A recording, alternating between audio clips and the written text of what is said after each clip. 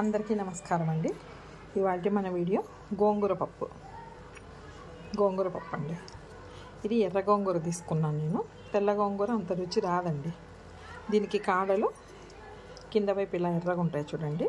ఈ గోంగూర అయితే టేస్ట్ బాగా ఉంటుందండి. ఇదిగోండి, బాగా శుభ్రంగా ఒక 2-3 సార్లు కడుక్కొని పప్పు చేసుకుందామండి. ఇదిగోండి, ఈరోజు గోంగూర పప్పు మనము కుక్కర్లో చేయట్లేదండి, విడిగా చేసుకుంటున్నాము. కందిపప్పు 2 గ్లాసులు తీసుకున్నాను. దీనికి సరిపడా వాటర్ వేసుకున్నాను.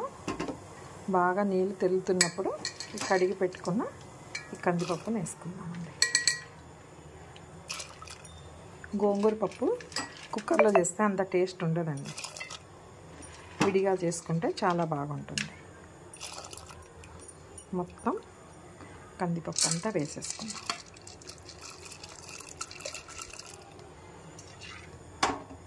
ఇది బాగా ఉడకబట్టి ఒకసారి పొంగు వస్తుందండి పైకి. ఆ పొంగంతా తీసేసుకోవాలి. దీని మీద ఉండే ఇట్లా వైట్గా వచ్చింది చూడండి, ఇదంతా మొత్తం ఇది తీసేసుకున్న తర్వాత పసుపు వేసుకుందాం.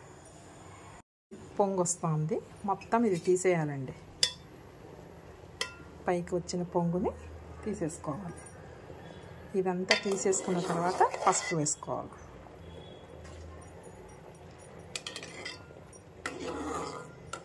ఈ గోంగూర పప్పుకి టమోటాల కన్నా పచ్చి కాయలు ఉంటాయి చూడండి, దూరగా ఉండేటివి, అవి వాడుకోవాలి. మాగిన టమాటా వేస్తే రెడ్డిది అంత టేస్ట్ రాదండి మనకు. ఎప్పుడు గోంగూర పప్పు చేసుకున్నా మనం కొంచెం దూరగా ఉండే పచ్చి టమాటా తీసుకోవాలి. ఇప్పుడు కొద్దిగా పసుపు వేసుకుంటాం. పప్పు పొంగకుండా ఉండడానికి కొద్దిగా ఆయిల్ వేసుకున్నాం. ఇదిగోండి, కొద్దిగా ఆయిల్ వేస్తున్నాం.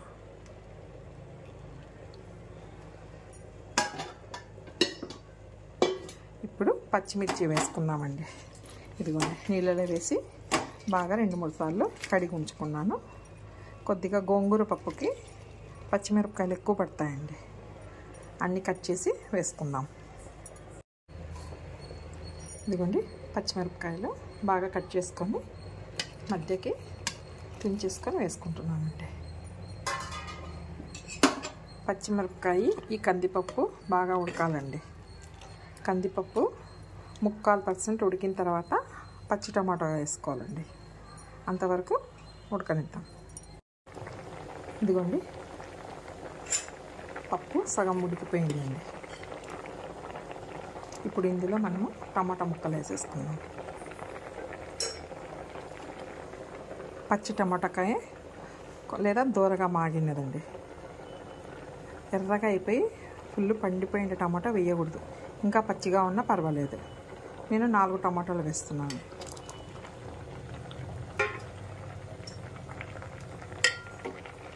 వేసి కొద్దిగా టమాటా మగ్గిన తర్వాత ఈ కడిగి ఉంచుకున్న ఈ గోంగూరను వేసుకుందామండి.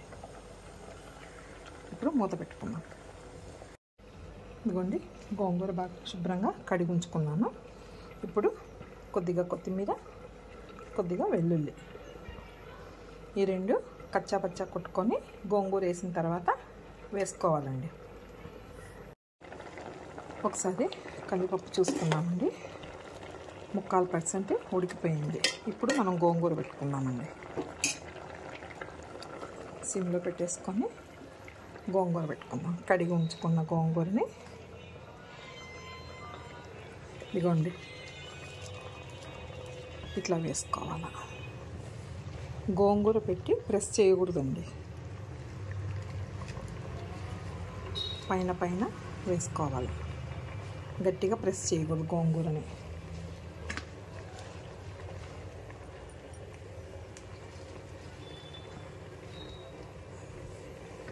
మొత్తం గోంగూర పెట్టుకున్న తర్వాత కలపకూడదండి. కలపకుండా దీనిపైన ఊరికే మూత పెట్టుకుందాం. అదిగోండి, ప్లేట్ బోర్లో పెట్టేస్తున్నాను. కొద్దిసేపు అయినాక చూస్తాం. ఒకసారి మూత తీసి చూసుకుందామండి దీన్ని. ఇదిగోండి, గోంగూర మొత్తం లోపలికి వెళ్ళిపోయింది చూడండి. ప్రెస్ చేయకూడదండి. ఇప్పుడు ఒకసారి కలుపుకుందాం.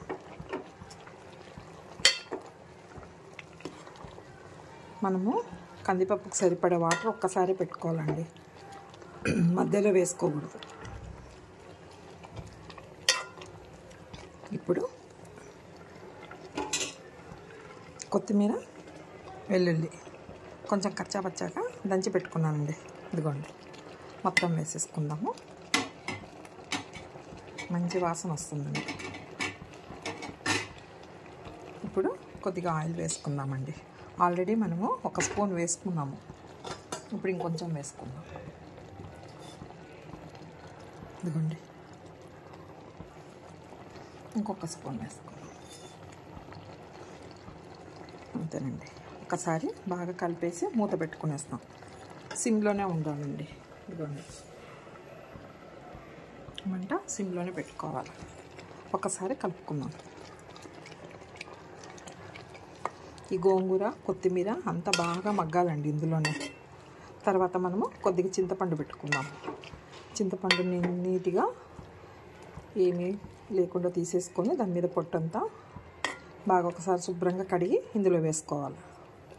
సిమ్లో ఉంచుకొని మూత పెట్టేసుకుందామండి. ఒకసారి మూత తీసి చూసుకుందామండి. ఇదిగోండి, ఒక 5 మినిట్స్ తర్వాత మూత తీసి చూస్తే మొత్తం గోంగూర, టమోటా, పచ్చిమిరపకాయ అంతా బాగా మగ్గిపోయినాయండి.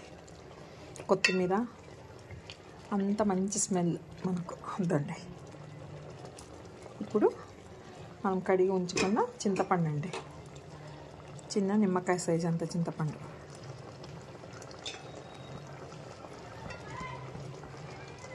వేసి కొద్దిసేపు మూత పెట్టేస్తామండి. చింతపండు కూడా అందులోనే మగ్గుతుంది. ఉప్పు వేసి పప్పు మెనుపుకొనేస్తామండి. ఇప్పుడు దీనికి తిరగమూత పెడతాం. ఫస్ట్ కొద్దిగా ఆయిల్ వేసుకోవాలి, కొద్దిగా ఎక్కువ వేసుకోవాలండి ఆయిల్. ఇవి మజ్జిగ మిరపకాయలండి. ఉప్పు వేసి మజ్జిగలో వేసి చేసింటాం చూడు, మజ్జిగ మిరపకాయలు. వెల్లుల్లి కొద్దిగా ఎక్కువ వేసుకోవాలండి. కరివేపాకు, ఆవాల, జీలకర్ర ఇవి మాత్రమే ఎక్స్ట్రా అండి. ఎండుమిర్చి వేయకోకుండా ఈ మిరపకాయలు వేసుకుందాం. మజ్జిగ మిరపకాయ వేసుకుంటామండి తిరగమాతకి, చాలా బాగుంటుంది టేస్ట్. ఆవాలు, జీలకర్ర అండి.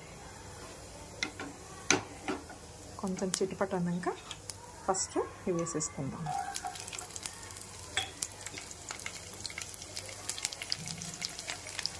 ఈ మజ్జిగ మిరపకాయలు వేస్తే మాడిపోతాయండి. స్టవ్ ఆఫ్ చేసుకున్నాక వేసుకోవాలి. అదిగోండి, మీకు ఎన్ని కావాలంటే అన్నీ. నేను ఒక 6 దాకా తీసుకున్నాను. ఇప్పుడు ఈ వెల్లుల్లి కొంచెం మంచి వాసన వస్తుందండి, పచ్చి వాసన పోయి. అప్పుడు కరివేపాకు వేసుకున్న తర్వాత వీటిని వేసుకోవాలి. ఇంగువ వేయకూడదండి, దీనికి బాగుండదు పప్పుకి. ఇది ఇంగువ వేసుకుంటే కొంచెం కారం కారంగా చేసుకోవాలి. గోంగూర పప్పు మనం ఎప్పుడు చేసుకున్నా చాలా బాగుంటుందండి. జొన్న రొట్టెకి, చపాతీ చాలా బాగుంటుంది.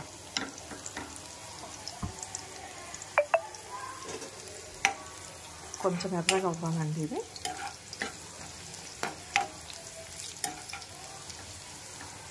మనం వెల్లుల్లి ఎంత వేసుకుంటే అంత టేస్ట్ అండి పప్పుకు కానీ తిరగమాతకు కానీ. గోంగూర పప్పు స్పెషల్లీ ఇది చాలా వేసుకోవాలి మనం. ఇదిగోండి, మంచి కలర్ వస్తున్నాయి. ఇప్పుడు మనం కరివేపాకు వేసుకుంటామండి.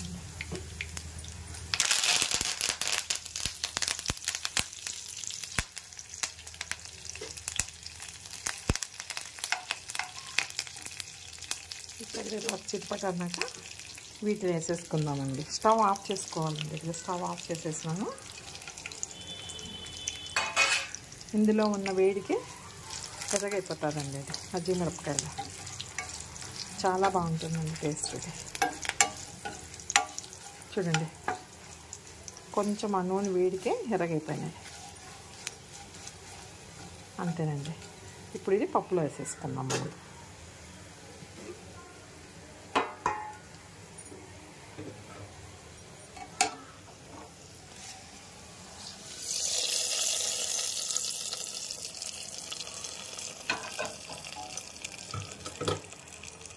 ఒక్కసారి కలుపుకున్నామండి అంతా.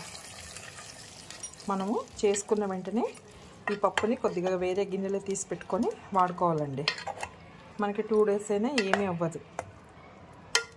ఫ్రిడ్జ్లో తీసి పెట్టుకున్నామంటే చాలా బాగుంటుందండి. జొన్న రొట్టె చపాతీ 2 చాలా బాగుంటాయి. ఒకసారి ఉప్పు టెస్ట్ చేసుకోండి. ఉప్పు చూసుకొని సరిపోకపోతే మళ్ళీ ఉప్పు కలుపుకోండి. ఇంతేనండి ఇవాల్టి గోంగూర పప్పు. మీకు కనుక ఈ వీడియో నచ్చినట్లయితే లైక్ చేయండి, షేర్ చేయండి, సబ్స్క్రైబ్ చేసుకోండి. Thank you.